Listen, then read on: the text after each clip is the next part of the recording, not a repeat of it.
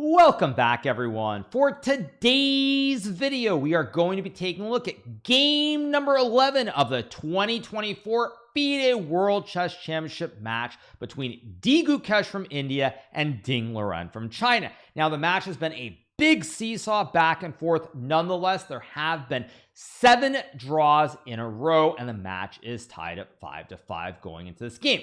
Now, the players having 2 whites and 2 blacks, it is a critical moment. We felt that from the beginning, Liren is a big favorite if the match goes to tie breaks. So with that in mind, you get the feeling that Gukesh wants to go for broke and try really hard to win with the white pieces. So here we go, Gukesh with the white pieces, and the game starts out with the move knight to f3 being played. So after knight to f3, we get the move d5, and now Gukesh plays this move c4. Now, in previous game, Gukesh played the move g3, playing the ready. I felt that he got an advantage in that game. It was one of the games he should have won, but after already showing that opening, it is simply a lot to come up with a big surprise. So we get c4, and now Ding plays the move d4 here, and there's nothing wrong with this move d4, but it is a little bit surprising, as we'll see in the next couple of moves. Now, the reason that I say it's a little bit surprising is because when we look at this position here, if you want a nice calm game, you can play the move e6 here, and generally white has a few options. White can play g3 and bishop to g2, going into the classic Catalan setup. White can also play d4 knight f6, and will transpose back into a queen's gambit decline, which we saw in game number 3 with takes, and this move. I believe it was the move queen c2. I could be wrong. I think it was queen c2, or maybe it was knight c3 first, but it would transpose back into game 3. However, here we get the move d4, which is a completely reasonable move. It is the most testing move, but when you play a move like d4 here, considering the match situation where Gukesh has to try really hard with the white piece to win the game, this is allowing the chaos to occur because Gukesh now plays the move b4. Now, this is one of the favorites of the #1 Indian player in the world, Arjun Erigaisi. He has played this many times, both from the white side and the black side. You play b4 to try and take some space, quickly develop your piece on the queen side, and pressure this pawn on d4. So we get the move c5. Gukesh plays the move e3, and now we get the move knight to f6. Now here already, it's a very important moment because after c5, you're probably thinking, why not take the pawn? Now, if you take the pawn, black goes knight c6, and after e3, e5, very quickly, black builds a big black center here, and white ends up in a lot of trouble. So we get e3, and now we have the move knight to f6 being played. At this point, black could trade the pawns on e3, take on b4, and after d4, knight f6 followed by g6, the show goes on. Now, I actually had this in a game that I played in the Pro Chess League all the way back in 2017 when I was on vacation in Japan. I believe the game went a3, takes, g6, knight c3, bishop g7, bishop d3, castles, knight c6, h3. And after b6, I was a little bit better in this game that I played against Sandro Mareko from Argentina, but I would make a blunder later on and lose in the game. Now, the reason I mention this is at this point, Ding plays move knight f6, but you'll notice from the timer here, Ding uses 40 minutes on this move. 40 minutes on his 4th move. This is simply unprecedented when you use so much time so early in the game. And I don't really know what was going on with Ding, but one thing I've said a lot is that with the exception of game number 10, Ding has mismanaged his time. He's gotten low on clock in many games, and he's been able to survive in spite of it, but there have been a lot of dangerous moments. So we get knight f6 after a 40-minute think. Simply unacceptable for Ding in this situation because he has had this position before. This is a situation where you should probably use 15-20 minutes, but once you play knight f6, your next couple of moves you should play instantly, as I like to say. So we get knight f6. Now we have the move a3 being played instantly by Gukesh here, trying to guard the pawn on b4.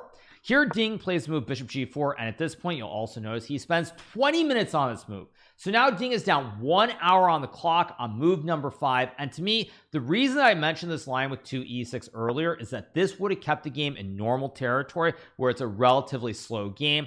But when we get this move, when we get this 20-minute think after bishop g4, now you're down an hour on the clock, and frankly, you're very worried for the prospects of Ding because he's down an hour, he's in Gukesh's prep, and it's looking very dire. So after bishop to g4 is played, now we get the move pawn takes pawn, and here Ding takes on d4. Here we get h3, takes, and now we get this move queen c7. Now you will notice at this point Gukesh has used all of 1 minute up to this point. He clearly is still in prep, but this is the first moment where Gukesh spends 7 minutes before making his decision. Now, we have not heard in the press conference exactly what happened regarding the preparation, but I have a theory, which is that one thing that happens a lot when you do a lot of preparation for games is you try to memorize lines, you cram, you go space bar, look at the lines. It's very hard to actually, look very clearly at like where you play one move or another move. And in my opinion here, what Gukesh had probably looked at before the game or in recent times was the move knight to c6 here, avoiding hanging the pawn on b7. And now after knight c6 and d3, white is a little bit better here. I'll mention one specific line, which we get a5 here. After b5, the knight's got to go, and when the knight goes, you lose the pawn on b7 and the game. So my theory is that in this position, when Ding plays move queen c7, Gukesh probably confused the lines and thought that he could play d3 here and he would be in his preparation, but this move is actually a fairly serious mistake. So you get the move d3, and now Ding plays move a5, and now we'll see why this is a mistake, which is that here, if you go b5 like in the game, there's no attack on the knight, there's no knight on c6, but also the pawn on b7 is guarded. So let's say you play a move like bishop to b2, for example. After takes, rook takes a1, bishop takes a1 and e5 here. Now black is a big black center. You have the pawns on e5 and d4, and the pawn on b4 is also very weak. After you play c5, black can sack the bishop, and after takes and queen to a5, we get the classic right triangle here, and black is going to win the game. So we get b5. Now Ding plays move knight b to d7, and here we get g3. At this point, you'll notice that Gukesh spends 1 hour before playing the move, and I think there are a couple of reasons for this. From the psychological standpoint, if we go back to this position after queen f3 and queen c7, at this point you're feeling really groovy. You're up 1 hour on the clock, you're in your preparation, you know the Ding has been very shaky, and all roads lead to Rome. So you think you're going to win the game, you're feeling really positive, and then as soon as we get to this position after knight b d7, suddenly you're like, wait a second, what's going on? Now, very briefly, I just want to point out that the correct move after queen c7 would be to play c5 and develop the bishop to c4 or b5, just in case you guys are wondering what the correct move was instead of d3. So back to the game, after knight b d7 here, we get this move g3.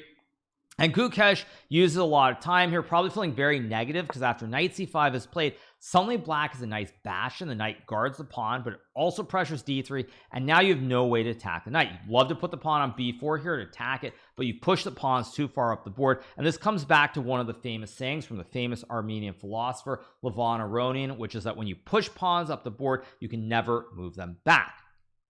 So after knight c5, we get bishop g2, knight fd7 played by Ding, trying to overprotect the bastion on c5, and now we get to move castles.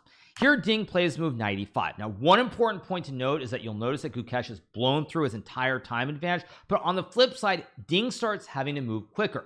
Now, if Ding had even 20 or 25 more minutes at this point, I think he could have probably relaxed a little bit more. He could have been Ding chilling and played something like e6 here or e5 to guard the pawn on d4, and black has an excellent position at this point.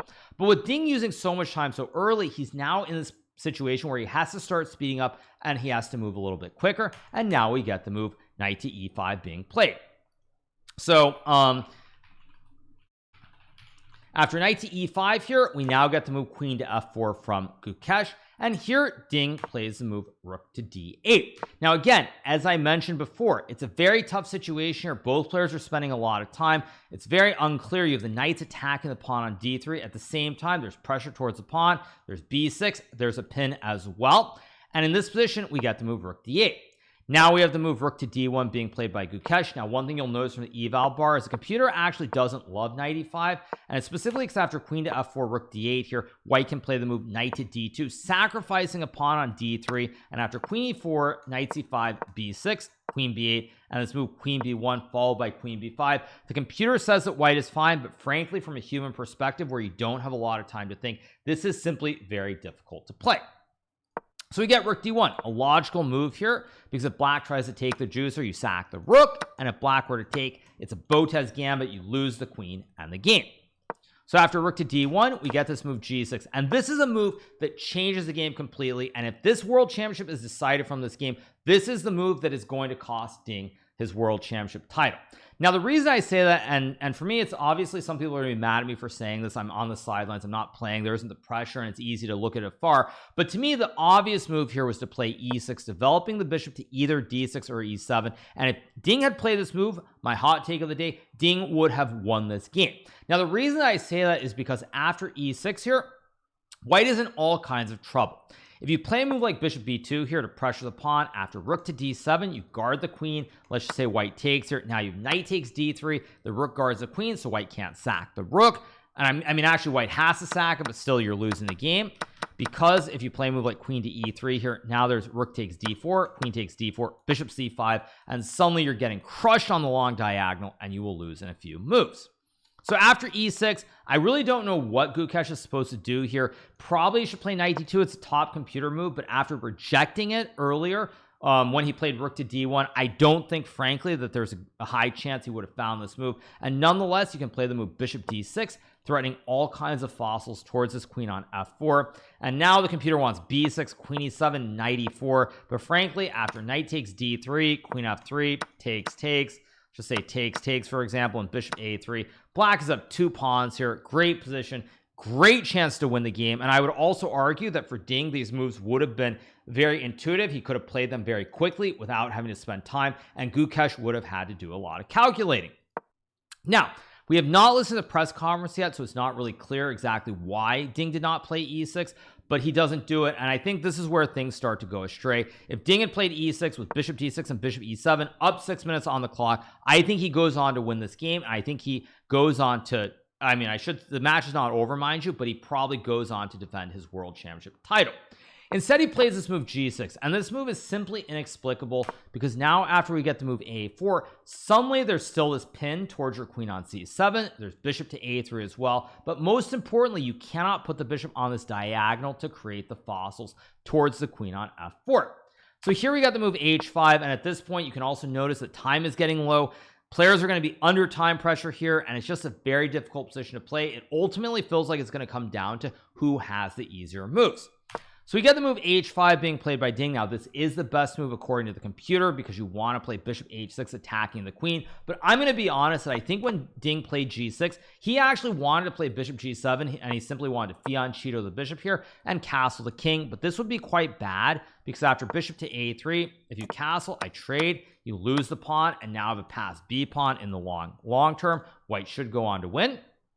And if you were to play a move like b6, now I can play bishop c6 check, king f8, takes, and now after knight d2 with knight b3 coming here, the pawns on a5 and c5 are weak, and black is in a lot of trouble. So Ding plays h5, but already here you feel like it's spinning out of control, because this was definitely not his original idea. He spent quite a bit of time, and now we get the move b6 here, trying to tickle the queen on c7.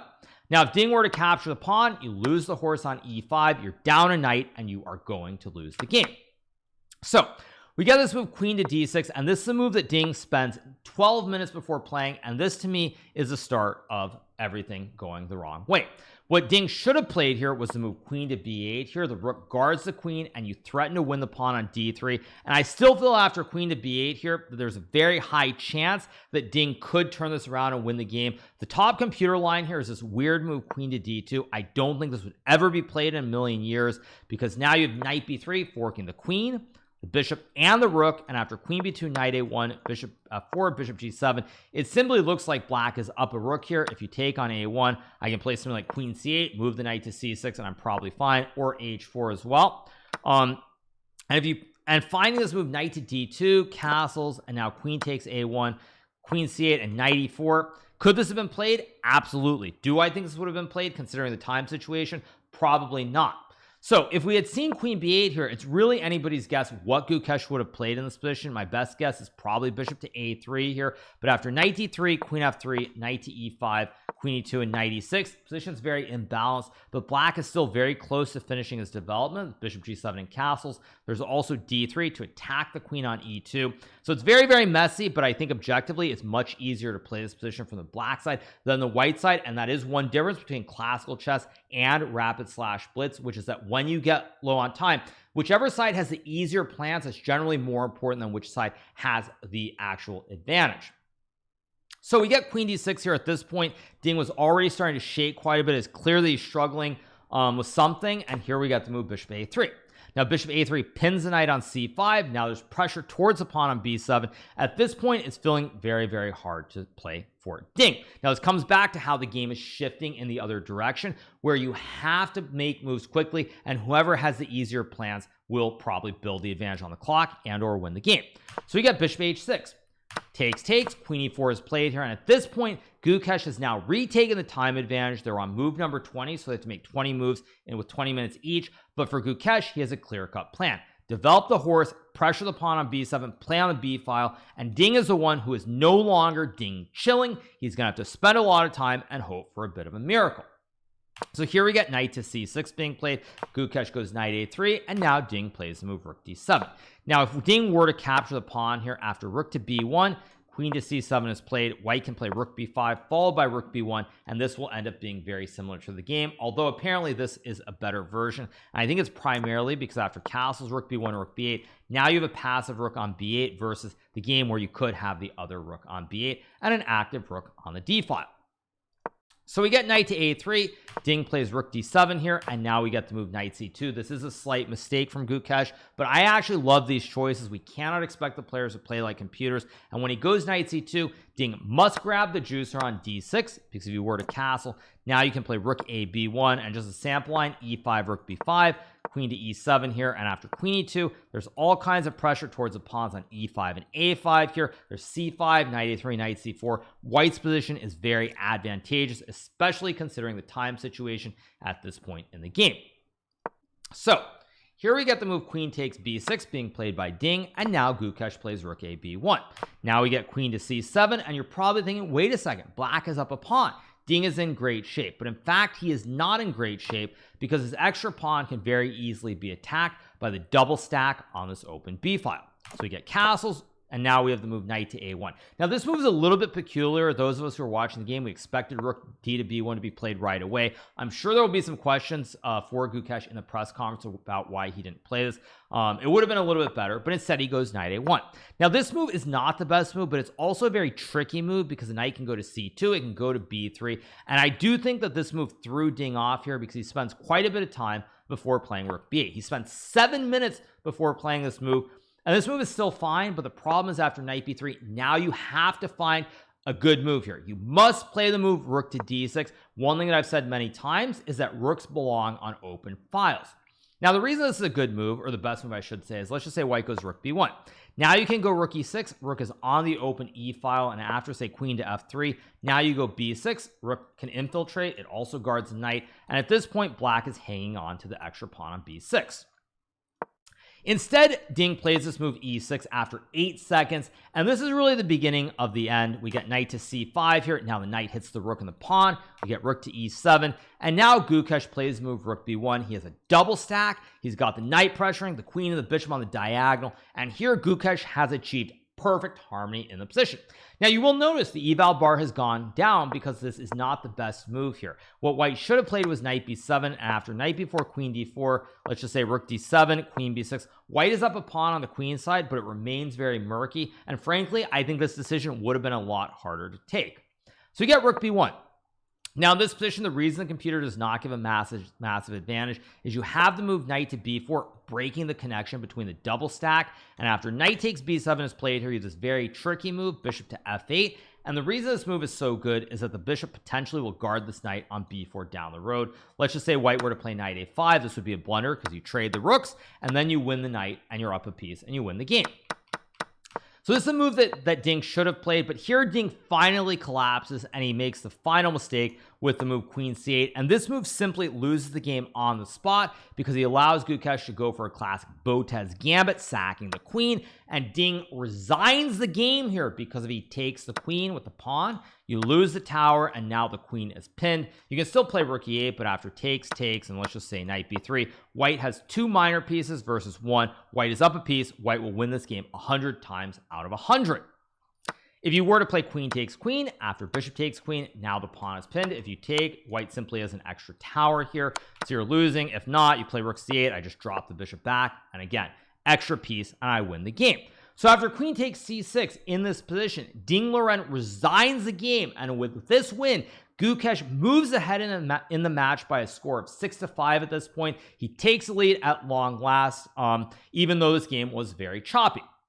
Now, in many ways, I like to say that in chess, you get what you deserve, and my general view of this game is pretty straightforward. Throughout this match, Ding has consistently mismanaged his time. Now, he's gotten a little bit lucky. He survived a couple of games where he mismanaged his time. Gukesh was unable to put him away from very advantageous situations. But when you keep doing this every single game, over and over and over again, eventually it's going to catch up with you. And I feel like in today's game, this is a situation where if Ding had moved a little bit quicker at several moments and or played this move e6 instead of g6, there is a very, very good chance that we would be talking about this game differently. We'd be talking about a great win for Ding on his way to defending the title, but his mismanagement of time throughout the course of the match has finally caught up with him at long last, and Gukesh takes the lead. Now, is the match over? No, there's still 3 games remaining. Gukesh is simply up by 1 point. Ding has 2 whites. Gukesh has 1 black. So we still have a chance to see some nerves and very dramatic games. But nonetheless, Gukesh does get this win. He moves ahead. The Indian fans go wild. Gukesh is on the brink now of winning. So we're going to see if Ding can come back and win one of his remaining games. Definitely, we're going to see very sharp games now because Ding must win. There is no room for error. He cannot play a boring draw with white pieces. He has to go all in from the other side. So we're in for 3 more thrillers at the end of this match. At any rate, you guys, Gukesh does win. He takes the lead in this match, and we're in for an exciting finish. So on that note, I hope you guys have enjoyed this recap from the 11th game of the 2024 FIDE World Championship being held in Singapore, being played between Gukesh and Liren. If you are not already subscribed to the channel, make sure that you smash that subscribe button below, and we'll be back tomorrow after a great recap from the dramatic 12th game of this World Championship match, and I'll see you soon. So enjoy the rest of your Sunday, and until then, keep it real. See you guys. Bye.